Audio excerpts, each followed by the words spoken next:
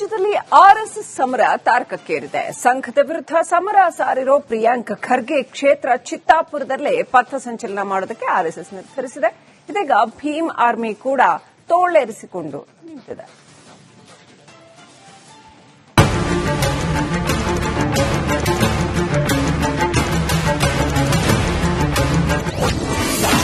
ರಾಜ್ಯದಲ್ಲಿ ಜೋರಾಯಿತು RSS fight. ಕೊನೆ ಕ್ಷಣದಲ್ಲಿ ಭೀಮ್ ಆರ್ಮಿಯಿಂದ ಟ್ವಿಸ್ಟ್.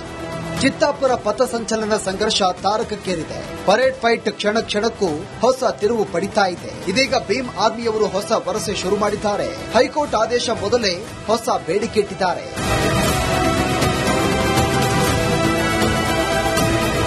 ನವೆಂಬರ್ 2ರಂದು ಪಥಸಂಚಲನಕ್ಕೆ ಅನುಮತಿ ನೀಡುವಂತೆ ಕೋರಿ ಆರ್ಎಸ್ಎಸ್ ಅರ್ಜಿ ಹಾಕಿದೆ. ನವೆಂಬರ್ 24ರಂದು ಹೈಕೋರ್ಟ್ನಲ್ಲಿ ವಿಚಾರಣೆಯೂ ಕೂಡ ನಡೆಯಲಿದೆ. ಕೋರ್ಟ್ ಆದೇಶಕ್ಕೂ ಮೊದಲೇ ಭೀಮ್ ಆರ್ಮಿಯಿಂದ ಹೊಸ ಬೇಡಿಕೆ ಇಟ್ಟಿದೆ. ಆರ್ಎಸ್ಎಸ್ ಪಥಸಂಚಲನವನ್ನು ನಿಲ್ಲಿಸಬೇಕು, ಇಲ್ಲವಾದರೆ ನಾವು ಪಥಸಂಚಲನ ಮಾಡ್ತೇವೆ. ಲಾಠಿ ಖಡ್ಗ ಹಿಡಿಯುವ ಉದ್ದೇಶ ಧರ್ಮ ರಕ್ಷಣೆ ಅಂತ ಹೇಳ್ತಾರೆ, ಆದರೆ ಇದು ಉಗ್ರವಾದಕ್ಕೆ ಪ್ರೇರಣೆಯನ್ನ ನೀಡುತ್ತದೆ. ಆದ್ದರಿಂದ ಆರ್ಎಸ್ಎಸ್ ಬ್ಯಾನ್ ಮಾಡಿ ಅಂತ ಭೀಮ್ ಆರ್ಮಿ ಪೋಸ್ಟ್ ಹಾಕಿದೆ. ದಲಿತ ಸಂಘಟನೆಗಳಿಗೆ ಪ್ರಿಯಾಂಕ್ ಪ್ರಾಯೋಜಕತ್ವ ಆಯ್ತಿದೆ ಅಂತ ತಿಳ್ಕೊಳ್ರಿ, ತಪ್ಪೇನು? ಆರ್ಎಸ್ಎಸ್ ಗೆ ಯಾರು ಪ್ರಾಯೋಜಕತ್ವ ಇದೆ? ಯಾರಾದ್ರೂ ಪ್ರೊಡ್ಯೂಸರ್ ಡೈರೆಕ್ಟರ್ ಯಾರು? ಈಗ ಈ ಅನ್ರಿಜಿಸ್ಟರ್ಡ್ ಆರ್ಗನೈಸೇಷನ್ಗೆ ಎಲ್ಲಿಂದ ಬರ್ತಾ ಇದೆ ಸರ್ ದುಡ್ಡು? ಬಟ್ಟೆ ಹೊಲ್ಸ್ಕೊಳ್ಳಿಕ್ಕೆ, ಮಾರ್ಚ್ ಮಾಡ್ಲಿಕ್ಕೆ, ಆ ಡ್ರಮ್ ತಗೊಳ್ಳಕ್ಕೆ, ಆ ಟ್ರಂಪೆಟ್ ತಗೊಳ್ಳಿಕ್ಕೆ, ಆ ಬಿಲ್ಡಿಂಗ್ ಕಟ್ಟಲಿಕ್ಕೆ. ಆರ್ಎಸ್ಎಸ್ಗೆ ಹಣ ಎಲ್ಲಿಂದ ಬರುತ್ತಿದೆ? ಏನಾದ್ರೂ ರಿಜಿಸ್ಟರ್ ಆಗಿಬಿಟ್ರೆ ನೀವು ಟ್ಯಾಕ್ಸ್ ಕಟ್ಟಬೇಕು, ನೀವು ಕಂಪ್ಲೈನ್ಸಸ್ ಮಾಡಬೇಕು, ನೀವು ರಿಜಿಸ್ಟ್ರಾರ್ ಆಫ್ ಕಂಪನೀಸ್ ಇರಬಹುದು, ಸೊಸೈಟಿ ರಿಜಿಸ್ಟ್ರೇಷನ್ ಆಕ್ಟ್ ಟೆಂಡರ್ ಇರಬಹುದು, ಎನ್ಜಿಒ ಆಕ್ಟ್ ಟೆಂಡರ್ ಇರಬಹುದು, ನಿಮ್ಮ ಫಾರಿನ್ ದೇಣಿಗೆಗಳು, ನಿಮ್ಮ ಇಲ್ಲಿ ಖಾಸಗಿ ದೇಣಿಗೆಗಳು, ಡೊಮೆಸ್ಟಿಕ್ ಫಂಡಿಂಗ್ ಇರಬಹುದು, ಎಲ್ಲಾನು ನೀವು ಕೊಡಬೇಕಾಗುತ್ತಲ್ಲ. ಅದಕ್ಕೆ ಅವ್ರು ರಿಜಿಸ್ಟರೇ ಆಗ್ತಾ ಇಲ್ಲ. ರೋಡ್ನಲ್ಲಿ ಮುಸ್ಲಿಮರು ನಮಾಜ್ ಮಾಡಂಗಿಲ್ಲ.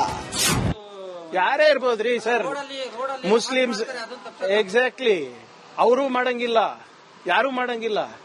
ರೋಡ್ನಲ್ಲಿ ಮಾಡ್ತಾ ಇದ್ರೆ ಪರ್ಮಿಷನ್ ತಗೊಳ್ಳಿ, ಪರ್ಮಿಷನ್ ಕೊಟ್ರೆ ಮಾಡಿ, ಕೊಟ್ಟಿಲ್ಲ ಅಂದ್ರೆ ಬಿಡಿ. ಆಸ್ ಸಿಂಪಲ್ ಆಸ್ ದಟ್ ಅಲ್ಲ. ಕಾಂಪ್ಲಿಕೇಶನ್ ಏನ್ ಕೊಡ್ರಿ ಇದರಲ್ಲಿ? ನನಗೆ ಅರ್ಥ ಆಗ್ತಾ ಇಲ್ಲ. ಸರ್ಕಾರದ ಒಂದು ಆದೇಶ ಇದೆ, ಆ ಆದೇಶ ಪಾಲನೆ ಮಾಡಲ್ಲ ಅಂದ್ರೆ ಯಾವುದೇ ಸಮುದಾಯದವ್ರು ಇರ್ಬೋದು, ಯಾವುದೇ ಧರ್ಮದಿರ್ಬೋದು, ಎಲ್ಲರಿಗೂ ಕೂಡ constitution of India applies. RSS ವಿರುದ್ಧ ಹರಿಪ್ರಸಾದ್ ಟ್ವೀಟ್ ಫೈಟ್. ಆರ್ಎಸ್ಎಸ್ ಎಂಬ ವಿಷಜಂತು ಬಿಜೆಪಿಯನ್ನ ಸುಟ್ಟು ಬೂದಿ ಮಾಡಿದೆ. ಆರ್ಎಸ್ಎಸ್ ಅಡ್ವಾಣಿಯವರನ್ನ ಮೂಲೆಗೆ ತಳ್ಳಿತ್ತು. ಯಡಿಯೂರಪ್ಪನವರನ್ನ ನೆಮ್ಮದಿಯಾಗಿರಲು ಬಿಟ್ಟಿರಲಿಲ್ಲ. ಅದೇ ಕಾರಣಕ್ಕೆ ಸುರೇಶ್ ಗೌಡ ಆರ್ಎಸ್ಎಸ್ನವರು ಕಡು ಭ್ರಷ್ಟರು ಅಂತ ಹೇಳಿದ್ದಾರೆ ಅಂತ ವಿಡಿಯೋ ಪೋಸ್ಟ್ ಮಾಡಿದ್ದಾರೆ ಬಿಕೆ ಹರಿಪ್ರಸಾದ್. ಪೊಲಿಟಿಷಿಯನ್ಸ್ ಎಲ್ಲವನ್ನ ಮಾಡ್ತಿರ್ತಾರೆ, ಸುಮ್ಮನೆ ಬಿಡಲ್ಲ. ಈಗ ಯಡಿಯೂರಪ್ಪನ ಯಾಕೆ ಹೊಡೆದಿದ್ದು ಹೈಕಮಾಂಡ್ ಅವರು? ಒಬ್ಬ ಬಲಿಷ್ಠ ಆಫೀಸರ್ನ ಹೈಕಮಾಂಡ್ ಗೌರವ ಕೊಡಲ್ಲ ಅಂದಾಗ ಒಂದು ಬಾಕ್ಸ್ ಹೊಡೆದ ಹೊಡಿತಾರೆ. That is A common phenomena. ಗೊತ್ತಿರಲಿ, ಯಾವನೇ ಒಬ್ಬ ಸಂಘಟನೆ ನಾನು ಅಂತ ಹೋದಾಗ ಅವ್ರಿಗೆ ಬಾಕ್ಸಿಂಗ್ ಹೊಡೆದು ಕೆಳಕಾಗ್ತಾರೆ. ಪಾರ್ಟಿ ಸಂಘಟನೆ ಏನಾದ್ರು ಹಾಕೊಳ್ಳಿ ಅಂತ, ನಾನು ಅಂತ ಯಾವನು ಮೇಲ್ ಬಿಡಲ್ಲ ಅಂತ ಅದ್ವಾನಿನೇ ಹೊಡೆದ್ಬಿಟ್ಟು ಆರ್ಎಸ್ಎಸ್ ಎಲ್ಲ ಮೂಲಗಂಪ ಆರ್ಎಸ್ಎಸ್ ತಾನಲ್ಲ. ಅಯ್ಯೋ, ಅವ್ರ ಬಗ್ಗೆ ಮಾತಾಡೋದು ಬಿಡಲ್ಲ. ಬಟ್ ಅವರಷ್ಟು ಕರಪ್ಟ್ ಇನ್ಯಾರು ಇಲ್ಲ. ಇದು ಗೊತ್ತಿರಲಿ ನಿಮ್ಗೆ. ಆರ್ಎಸ್ಎಸ್ ಅಯ್ಯೋ, ಸುಮ್ಮನೆ ಹೇಳ್ತಾರೆ ದೇಶ ಪ್ರೇಮ ಅಷ್ಟೇ. ಅಷ್ಟೇ ಸರ್ಕಾರಿ ನೌಕರರ ಮೇಲೆ ಸರ್ಕಾರದ ಗದ ಪ್ರಹಾರ. ಸರ್ಕಾರ ಆರ್ಎಸ್ಎಸ್ ಮೇಲಿನ ಸಿಟ್ಟನ್ನ ನೌಕರರ ಮೇಲೆ ತೋರಿಸಲು ಮುಂದಾದಂತೆ ಕಾಣ್ತಾ ಇದೆ. ಆರ್ಎಸ್ಎಸ್ ಪಥಸಂಚಲನದಲ್ಲಿ ಭಾಗಿಯಾಗಿದ್ದ ಹಾಸ್ಟೆಲ್ ಅಡುಗೆ ಸಹಾಯಕ ಸಿಬ್ಬಂದಿ ಪ್ರಮೋದ್ರನ್ನ ಅಮಾನತು ಮಾಡಲಾಗಿದೆ. ಇನ್ನು ಆರ್ಎಸ್ಎಸ್ ಪಥಸಂಚಲನದಲ್ಲಿ ಭಾಗಿಯಾಗಿದ್ದ ಮುಖ್ಯ ಶಿಕ್ಷಕರಾದ ರಮೇಶ್ ರಾಜೋಳೆ, ಸೋಮನಾಥ ಬೇಲೂರೆ, ನೀಲಾಂಬಿಕಾ ಕಾಲೇಜು ಪ್ರಿನ್ಸಿಪಲ್ ಅಶೋಕ್ ರೆಡ್ಡಿಗೂ ಆತಂಕ ಎದುರಾಗಿದೆ. Bureau report, republic Kannada. ರಾಜ್ಯದಲ್ಲಿ ಆರ್ಎಸ್ಎಸ್ ಸಮರ ತಾರಕಕ್ಕೇರಿದೆ. ಸಂಘದ ವಿರುದ್ಧ ಸಮರ ಸಾರಿರೋ ಪ್ರಿಯಾಂಕ್ ಖರ್ಗೆ ಕ್ಷೇತ್ರ ಚಿತ್ತಾಪುರದಲ್ಲೇ ಪಥಸಂಚಲನ ಮಾಡೋದಕ್ಕೆ ಆರ್ಎಸ್ಎಸ್ ನಿರ್ಧರಿಸಿದೆ. ಇದೀಗ ಭೀಮ್ ಆರ್ಮಿ ಕೂಡ ತೋಳೇರಿಸಿಕೊಂಡು ನಿಂತಿದೆ.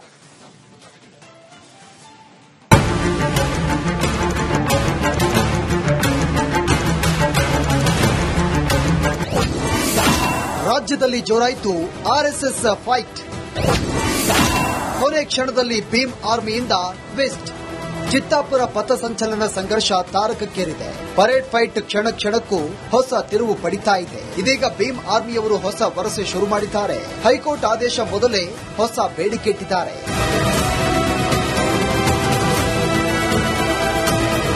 ನವೆಂಬರ್ 2ರಂದು ಪಥಸಂಚಲನಕ್ಕೆ ಅನುಮತಿ ನೀಡುವಂತೆ ಕೋರಿ ಆರ್ಎಸ್ಎಸ್ ಅರ್ಜಿ ಹಾಕಿದೆ. ನವೆಂಬರ್ 24ರಂದು ಹೈಕೋರ್ಟ್ನಲ್ಲಿ ವಿಚಾರಣೆಯೂ ಕೂಡ ನಡೆಯಲಿದೆ. ಕೋರ್ಟ್ ಆದೇಶಕ್ಕೂ ಮೊದಲೇ ಭೀಮ್ ಆರ್ಮಿಯಿಂದ ಹೊಸ ಬೇಡಿಕೆ ಇಟ್ಟಿದೆ. ಆರ್ಎಸ್ಎಸ್ ಪಥಸಂಚಲನವನ್ನ ನಿಲ್ಲಿಸಬೇಕು, ಇಲ್ಲವಾದರೆ ನಾವು ಪಥಸಂಚಲನ ಮಾಡ್ತೇವೆ. ಲಾಠಿ ಖಡ್ಗ ಹಿಡಿಯುವ ಉದ್ದೇಶ ಧರ್ಮ ರಕ್ಷಣೆ ಅಂತ ಹೇಳ್ತಾರೆ, ಆದ್ರೆ ಇದು ಉಗ್ರವಾದಕ್ಕೆ ಪ್ರೇರಣೆಯನ್ನ ನೀಡುತ್ತದೆ.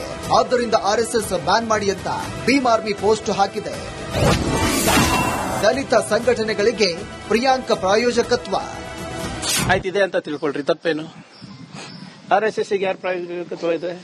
ಯಾರಾದ್ರೂ ಪ್ರೊಡ್ಯೂಸರ್ ಡೈರೆಕ್ಟರ್ ಯಾರು? ಈಗ ಈ ಅನ್ರಿಜಿಸ್ಟರ್ಡ್ ಆರ್ಗನೈಸೇಷನ್ಗೆ ಎಲ್ಲಿಂದ ಬರ್ತಾ ಇದೆ ಸರ್ ದುಡ್ಡು? ಬಟ್ಟೆ ಹೊಲ್ಸ್ಕೊಳ್ಳಿಕ್ಕೆ, ಮಾರ್ಚ್ ಮಾಡ್ಲಿಕ್ಕೆ, ಆ ಡ್ರಮ್ ತಗೊಳಕ್ಕೆ, ಆ ಟ್ರಂಪೆಟ್ ತಗೊಳ್ಳಿಕ್ಕೆ, ಆ ಬಿಲ್ಡಿಂಗ್ ಕಟ್ಟಲಿಕ್ಕೆ. ಆರ್ಎಸ್ಎಸ್ಗೆ ಹಣ ಎಲ್ಲಿಂದ ಬರುತ್ತಿದೆ? ಏನಾದ್ರೂ ರಿಜಿಸ್ಟರ್ ಆಗ್ಬಿಟ್ರೆ ನೀವು ಟ್ಯಾಕ್ಸ್ ಕಟ್ಟಬೇಕು, ನೀವು ಕಂಪ್ಲೈನ್ಸಸ್ ಮಾಡಬೇಕು, ನೀವು ರಿಜಿಸ್ಟ್ರಾರ್ ಆಫ್ ಕಂಪನೀಸ್ ಇರಬಹುದು, ಸೊಸೈಟಿ ರಿಜಿಸ್ಟ್ರೇಷನ್ ಆಕ್ಟ್ ಅಂಡರ್ ಇರಬಹುದು, NGO ಆಕ್ಟ್ ಅಂಡರ್ ಇರಬಹುದು, ನಿಮ್ಮ ಫಾರಿನ್ ದೇಣಿಗೆಗಳು, ನಿಮ್ಮ ಇಲ್ಲಿ ಖಾಸಗಿ ದೇಣಿಗೆಗಳು, ಡೊಮೆಸ್ಟಿಕ್ ಫಂಡಿಂಗ್ ಇರಬಹುದು, ಎಲ್ಲಾನು ನೀವು ಕೊಡಬೇಕಾಗುತ್ತಲ್ಲ. ಅದಕ್ಕೆ ಅವ್ರು ರಿಜಿಸ್ಟರೇ ಆಗ್ತಾ ಇಲ್ಲ. ರೋಡ್ನಲ್ಲಿ ಮುಸ್ಲಿಮರು ನಮಾಜ್ ಮಾಡಂಗಿಲ್ಲ. ಯಾರೇ ಇರ್ಬೋದ್ರಿ ಸರ್, ಮುಸ್ಲಿಮ್ಸ್ ಎಕ್ಸಾಕ್ಟ್ಲಿ ಅವರು ಮಾಡಂಗಿಲ್ಲ, ಯಾರು ಮಾಡಂಗಿಲ್ಲ. ರೋಡ್ನಲ್ಲಿ ಮಾಡ್ತಾ ಇದ್ರೆ ಪರ್ಮಿಷನ್ ತಗೊಳ್ಳಿ, ಪರ್ಮಿಷನ್ ಕೊಟ್ರೆ ಮಾಡಿ, ಕೊಟ್ಟಿಲ್ಲ ಅಂದ್ರೆ ಬಿಡಿ. ಆಸ್ ಸಿಂಪಲ್ ಆಸ್ ದಟ್ ಅಲ್ಲ. ಕಾಂಪ್ಲಿಕೇಶನ್ ಏನ್ ಗೌಡ್ರ ಇದರಲ್ಲಿ? ನನಗೆ ಅರ್ಥ ಆಗ್ತಾ ಇಲ್ಲ. ಸರ್ಕಾರದ ಒಂದು ಆದೇಶ ಇದೆ, ಆ ಆದೇಶ ಪಾಲನೆ ಮಾಡಲ್ಲ ಅಂದ್ರೆ ಯಾವುದೇ ಸಮುದಾಯದವ್ರು ಇರ್ಬೋದು, ಯಾವುದೇ ಧರ್ಮದಿರ್ಬೋದು, ಎಲ್ಲರಿಗೂ ಕೂಡ constitution of India applies. RSS ವಿರುದ್ಧ ಹರಿಪ್ರಸಾದ್ ಟ್ವೀಟ್ ಫೈಟ್. ಆರ್ಎಸ್ಎಸ್ ಎಂಬ ವಿಷಜಂತು ಬಿಜೆಪಿಯನ್ನ ಸುಟ್ಟು ಬೂದಿ ಮಾಡಿದೆ. ಆರ್ಎಸ್ಎಸ್ ಅಡ್ವಾಣಿಯವರನ್ನ ಮೂಲೆಗೆ ತಳ್ಳಿತ್ತು, ಯಡಿಯೂರಪ್ಪನವರನ್ನ ನೆಮ್ಮದಿಯಾಗಿರಲು ಬಿಟ್ಟಿರಲಿಲ್ಲ. ಅದೇ ಕಾರಣಕ್ಕೆ ಸುರೇಶ್ ಗೌಡ ಆರ್ಎಸ್ಎಸ್ನವರು ಕಡು ಭ್ರಷ್ಟರು ಅಂತ ಹೇಳಿದ್ದಾರೆ ಅಂತ ವಿಡಿಯೋ ಪೋಸ್ಟ್ ಮಾಡಿದ್ದಾರೆ ಬಿಕೆ ಹರಿಪ್ರಸಾದ್. ಹಂಗಾಗಿ ಪೊಲಿಟಿಷಿಯನ್ಸ್ ಎಲ್ಲವನ್ನ ಮಾಡ್ತಿರ್ತಾರೆ, ಸುಮ್ಮನೆ ಬಿಡಲ್ಲ ಅವರು. ಈಗ ಯಡಿಯೂರಪ್ಪನ್ ಯಾಕೆ ಹೊಡೆದಿದ್ದು ಹೈಕಮಾಂಡ್ ಅವರು? ಒಬ್ಬ ಬಲಿಷ್ಠ ಹೈಕಮಾಂಡ್ ಗೌರವ ಕೊಡಲ್ಲ ಅಂದಾಗ ಒಂದು ಬಾಕ್ಸ್ ಹೊಡಿತಾರೆ. That is A common phenomena. ಗೊತ್ತಿರಲಿ, ಯಾವನೇ ಒಬ್ಬ ಸಂಘಟನೆ ನಾನು ಅಂತ ಹೋದಾಗ ಅವ್ರಿಗೆ ಬಾಕ್ಸಿಂಗ್ ಹೊಡೆದು ಕೆಳಕ್ ಹಾಕ್ತಾರೆ. ಪಾರ್ಟಿ ಸಂಘಟನೆ ಏನಾದ್ರು ಹಾಕೊಂಡಿ ಅಂತ, ನಾನು ಅಂತ ಯಾವನು ಮೇಲ್ ಬಿಡಲ್ಲ ಅಂತ ಅದ್ವಾನಿಗೆ ಹೊಡೆದ್ಬಿಟ್ಟು RSS ಎಲ್ಲ ಮೂಲ ಗುಂಪು RSS ಕಾರಣ ಆಗ್ಲಿಲ್ವಾ? ಅಯ್ಯೋ, ಅವ್ರ ಬಗ್ಗೆ ಮಾತಾಡೋದು ಬಿಡಪ್ಪ. ಬಟ್ ಅವರಷ್ಟು ಕರಪ್ಟ್ ಯಾರು ಇಲ್ಲ, ಇದು ಗೊತ್ತಿರಲಿ ನಿಮ್ಗೆ. RSS ಅಯ್ಯೋ, ಸುಮ್ಮನೆ ಹೇಳ್ತಾರೆ ದೇಶ ಪ್ರೇಮ ಅಷ್ಟೇ ಅಷ್ಟೇ. ಸರ್ಕಾರಿ ನೌಕರರ ಮೇಲೆ ಸರ್ಕಾರದ ಗದ ಪ್ರಹಾರ. ಸರ್ಕಾರ ಆರ್ಎಸ್ಎಸ್ ಮೇಲಿನ ಸಿಟ್ಟನ್ನ ನೌಕರರ ಮೇಲೆ ತೋರಿಸಲು ಮುಂದಾದಂತೆ ಕಾಣ್ತಾ ಇದೆ. ಆರ್ಎಸ್ಎಸ್ ಪಥಸಂಚಲನದಲ್ಲಿ ಭಾಗಿಯಾಗಿದ್ದ ಹಾಸ್ಟೆಲ್ ಅಡುಗೆ ಸಹಾಯಕ ಸಿಬ್ಬಂದಿ ಪ್ರಮೋದ್ರನ್ನ ಅಮಾನತು ಮಾಡಲಾಗಿದೆ. ಇನ್ನು ಆರ್ಎಸ್ಎಸ್ ಪಥಸಂಚಲನದಲ್ಲಿ ಭಾಗಿಯಾಗಿದ್ದ ಮುಖ್ಯ ಶಿಕ್ಷಕರಾದ ರಮೇಶ್ ರಾಜೋಳೆ, ಸೋಮನಾಥ ಬೇಲೂರೆ, ನೀಲಾಂಬಿಕಾ ಕಾಲೇಜು ಪ್ರಿನ್ಸಿಪಲ್ ಅಶೋಕ್ ರೆಡ್ಡಿಗೂ ಆತಂಕ ಎದುರಾಗಿದೆ. Bureau report, republic Kannada.